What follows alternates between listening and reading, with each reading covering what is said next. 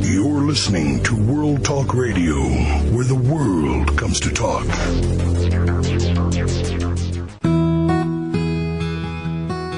Jerry Prokopowicz with Civil War Talk Radio, coming to you from the campus of East Carolina University in Greenville, North Carolina, on a beautiful spring afternoon in 2008.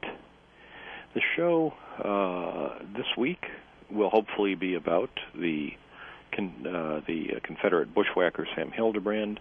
We're waiting for our guest Kirby Ross, hopefully to give us a call at the World Talk radio station. Mr. Ross, if you're listening, call the number you called earlier today, because the number we have for you is not working for some reason. So hopefully he'll call in. We'll talk to him in a few minutes. In the meantime, I will talk about other things and then fall back to Plan B if we need to do that. This minor glitch is part of a recent string of bad luck on a very minor scale, very insignificant. I don't want this to sound like complaining, but perhaps more apology. Last week on the show, we had lined up the very well-known and prolific Civil War historian Gary Gallagher for his second appearance on the show, only the second person to make two appearances on the show as a guest in our 3 or 4 years now of recording, because his new book on the Civil War in popular memory, and particularly in the movies and art, was too good not to talk about. And we had him on the show, we had things all going, but a fluke of the weather, a thunderstorm or something disrupted the lines, and we could not successfully do the show last week. We got Mr. Ross, Jerry. Excellent. Okay. So we couldn't do the show last week. We got cut off by the static, and Gary Gallagher will be back on the show next week to discuss his very interesting new book. So we will look forward to that. The week before, there was no show. I was off traveling at the Lexington, Kentucky, at the Bluegrass Book Fair. Always pleasant to meet folks there. Jeff Shara, a guest on the show, was at the booth next to mine, and we talked about the world of Civil War publishing and writing, and had a jolly time. The next place, if you're out looking to get my autograph or stalk me or do anything like that, I'll be in Kentucky once again, Louisville, Kentucky, at the Filson Club, and either Thursday, June 19th, or Friday, June 20th. I'm hoping they'll tell me before I get there when I'm talking, but that's the plan. One of those 2 days, and then later in Gettysburg, Pennsylvania, at the annual Civil War Institute on Wednesday, June 25th in the evening, talking about Abraham Lincoln and the book Did Lincoln Own Slaves, and other frequently asked questions about Abraham Lincoln. So we've got those things going.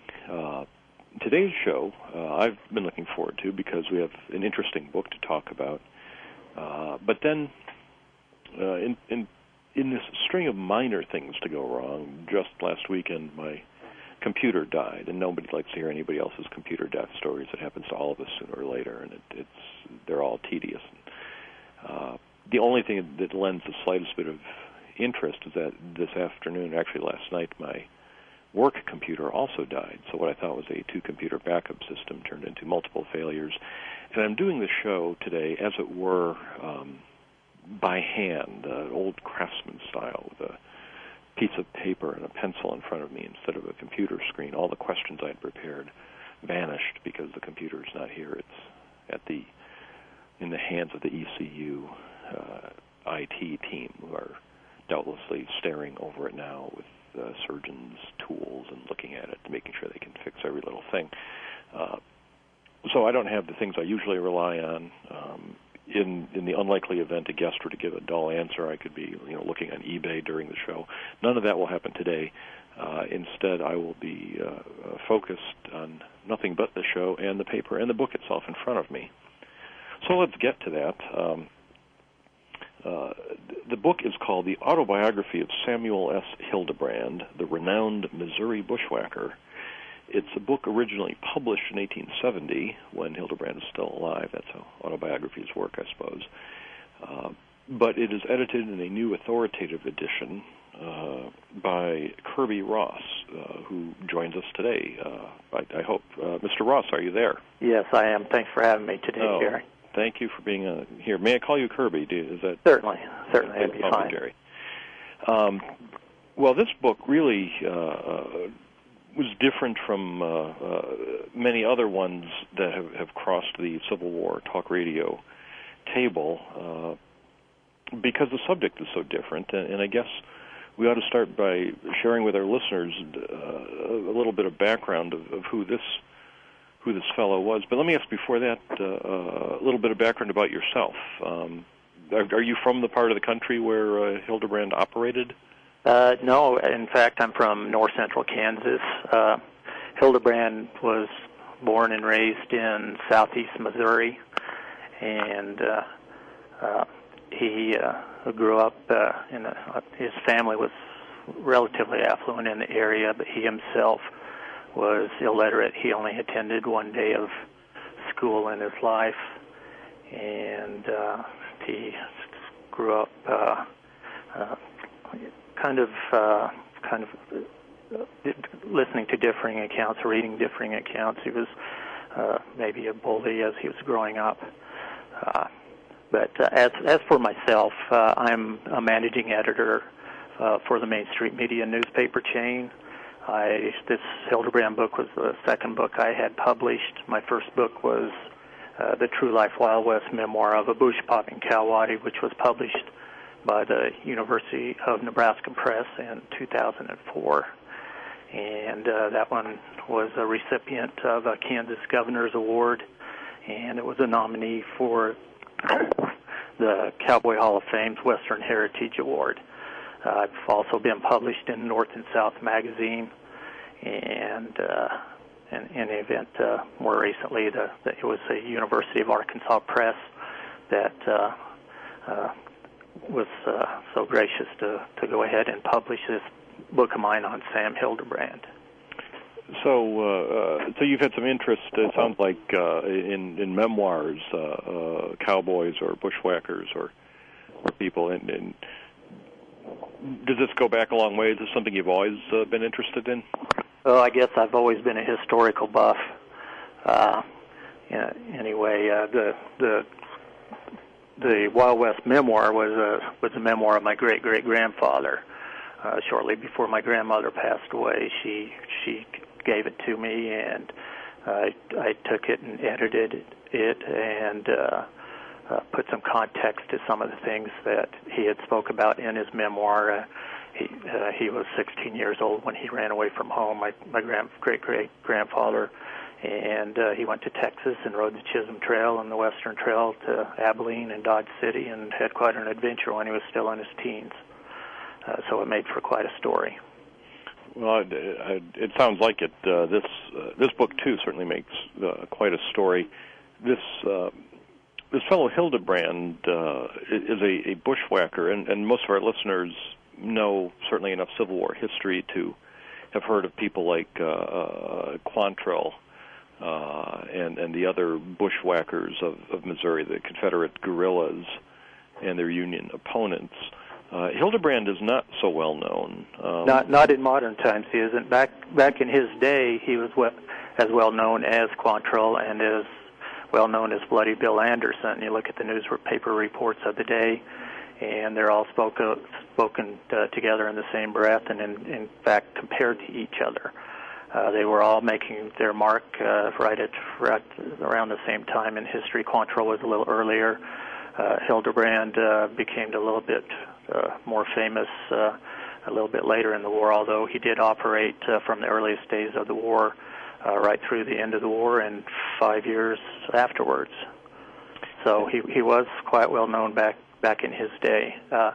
In more recent times, of course, there's been a lot of focus, or the primary focus in Missouri guerrilla warfare has been on the western border, the Kansas border. And the focus has been on Quantrill to a greater extent. In fact, I was just looking at a database the other day, and I see in the last 14 years there have been 14 books published on Quantrill.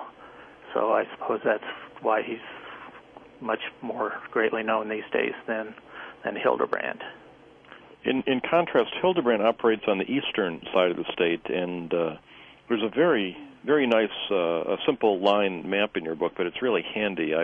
One of my pet peeves is reading books about that involve locations, as almost every Civil War book invariably does, that mention small towns or other places that the reader doesn't know about, and then there's no map. This map, in contrast, any place of significance in the book is in the map, so you can discover where Perryville, not the Kentucky, but the Missouri one is, or Greenville, not the Greenville I'm sitting in here in North Carolina, but again, the one that is talked about in the text here. So you can see all these places, and they are right along the Mississippi River on the Illinois border. So, yes, the story primarily takes place in southeast Missouri, and I, like you, have come to those same frustrations in reading books, and have been known to pull out an atlas just to get myself situated. And on this one, one of my goals was to have a map put in at the front of the book, just to put everything in its place. In fact, this map also shows where the swamps are that Hildebrand speaks of. Let's say the primary rivers, the railroads. Puts it all into context to St. Louis, and it's all south of St. Louis, down into towards the Arkansas state line, and a little bit across the state line into Arkansas. Well, it does that. When I wrote about the Army of the Ohio a few years ago, I went through at one point and just noted every place name that I mentioned, and then when I had the maps done or worked with the publisher on creating maps, I tried to make sure every place name I mentioned appeared on a map, so you wouldn't have to pull out the atlas next to it. And it looks like you've done exactly the same thing with, as you say, not only the towns, but the swamps, the ridges, any place that's significant, you can find it on the map. And I would say this is a rule every Civil War author ought to follow. I have no way of enforcing it. But if I were Sam Hildebrand, I could enforce it by just killing people. There you go. He is the most sociopathic character I think I've ever read about in...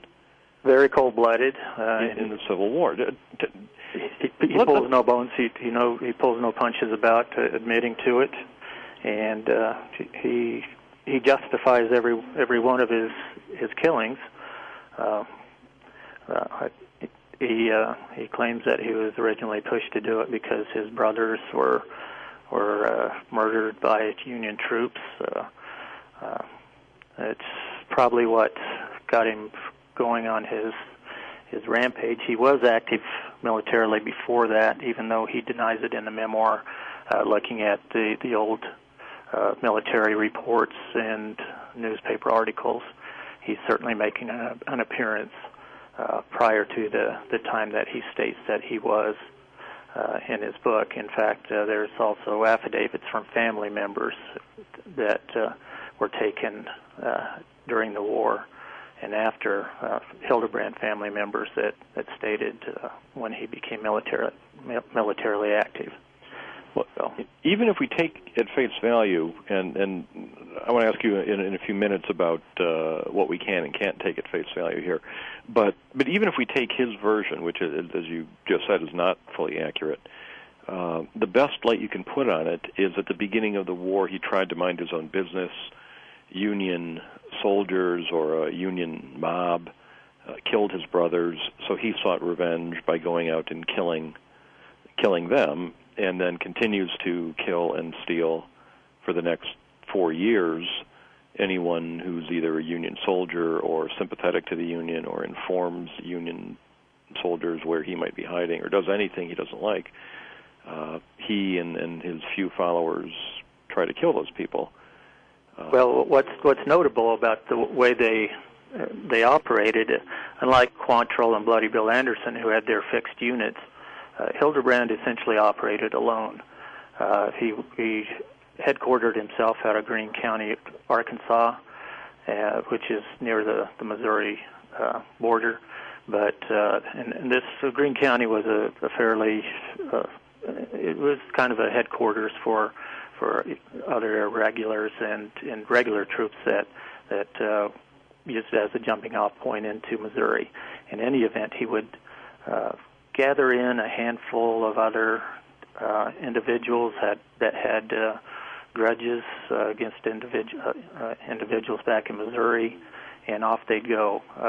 One time they'd go up, or 5 or 6 of them would go up to get Hildebrand's enemies. The next time they would go up to get one of the other fellows' enemies, and they would just take turns helping each other out like that to settle their personal grudges.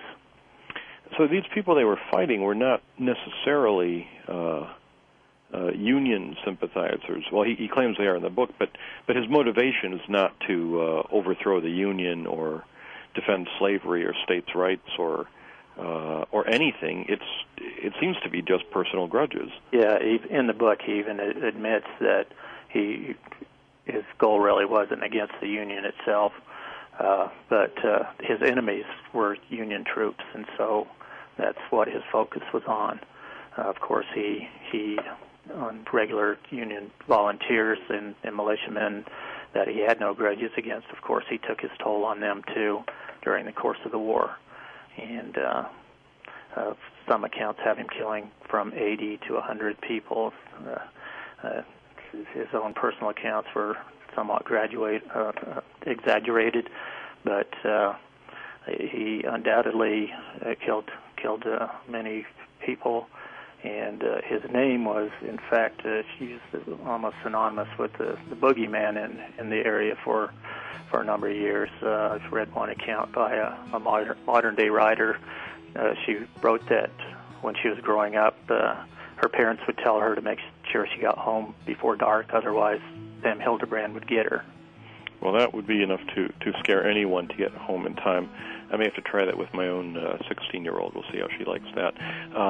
We're going to take a short break now. We will come back in just a moment, talking today with Kirby Ross about the bushwhacker Sam Hildebrand on Civil War Talk Radio.